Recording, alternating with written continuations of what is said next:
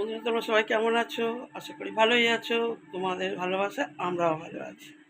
আজ আমাদের বাড়িতে জন্মাষ্টমীর পুজো, তাই খুব ব্যস্ত।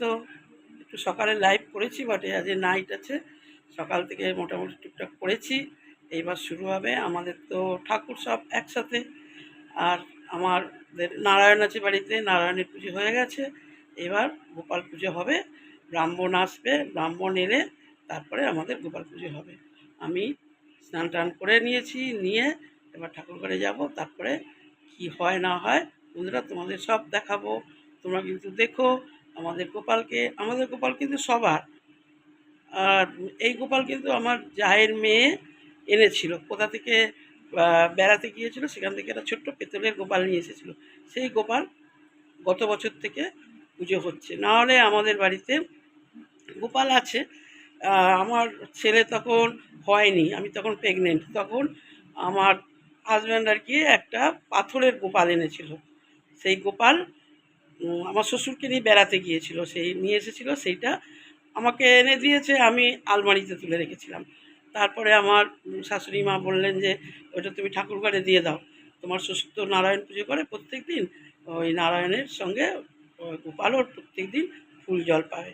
সেই জন্য আমি ওই ঠাকুর ঘরে রেখেছিলাম। সেটা তো নারায়ণের কাছে প্রতিদিনই পুজো হয়। আর এই গোপাল হচ্ছে আমার জায়ের মেয়ে নিয়ে এসেছে, গত বছর থেকে এই পুজো হচ্ছে। আর তোমাদের বন্ধুরা দেখাবো, তোমরা সবাই দেখো।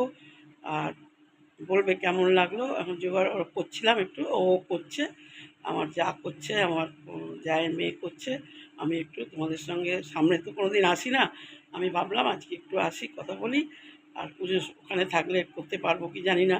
কাঁসর ঘণ্টা বাজালে আবার যদি কপিরাইট পড়ে সেটাও তো করতে ভয় লাগে। দেখা যাক কী হয়। মিউট করে তোমাদের একটু পুজোর কিছু দেখাবো। মানে সবাই রয়েছে, আমি এখন যাই। রেডি হয়েছে, স্নান করে এসছে, এখনও চুল পর্যন্ত আঁচড়ায়নি। আমি এখন কিছুতে হাত দিচ্ছি না। আমি একটু ঠাকুরের কাছে আগে যাই, একটুখানি করে এসেছি। করে এসে তারপরে ব্রাহ্মণ আসবে। তো কটায় আসবে জানি না, বলেছে তো 3টের সময় আসবে।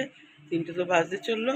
অনেকটা দেরিতেই চান করেছি, সব কিছু করে টোরে নিয়ে তারপরে চান করে। আমি ঠাকুরের কাজ করলে চান করে আমি আর কিছুতেই হাত দিতে ইচ্ছা হয় না। মনে হয় আমি এবার ঠাকুর ঘরেই থাকবো। আমার কোনো জিনিসে হাত দিতে শুধু মনে হয় কোথায় কী হাত দিয়ে দিলাম, কোথায় ছুঁয়ে ফেললাম, কোথায় গেলাম, ম্যানিয়া। সেই জন্যে আমি ছোটোর থেকে এটা আমার অভ্যাস। আমাকে আমার বোনেরা খুব রাগায়। সেই জন্য আমি সেই থেকেই স্নান করে এসে আমি আর কিছুতে হাতও দেবো না, কিচ্ছু করবো না। যা পারিস তোরা কর, তোরা খা, যা পারিস কর। কেন আমার সময় যদি তোরা করিস তাহলে ঠিক আছে, নাহলে আমি কিন্তু কিছুই পারবো না করতে। আমার যা করার করে নেবো।